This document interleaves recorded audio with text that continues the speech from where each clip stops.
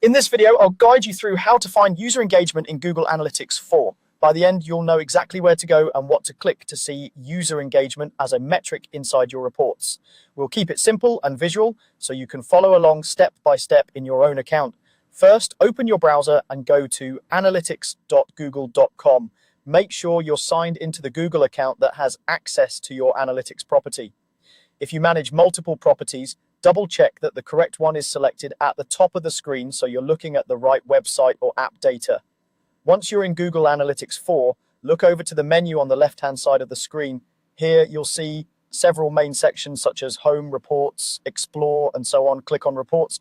This is where you can see all of your standard GA4 reports, including traffic, engagement, monetization, and more. Think of it as your main reporting hub.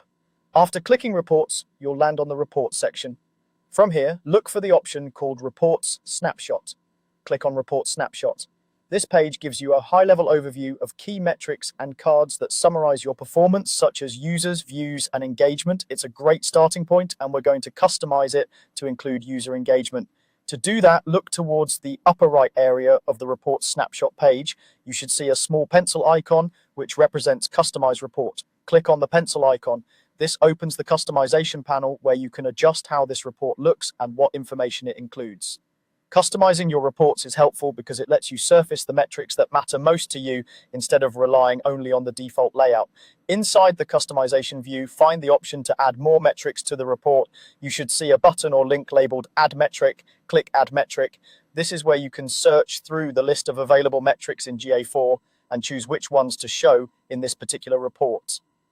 Adding user engagement here will make it easy to monitor it at a glance every time you open this report. After clicking Add Metric, a search bar or list of metrics will appear. In the search field, start typing user engagement. As you type, GA4 will filter the list so you don't have to scroll through everything.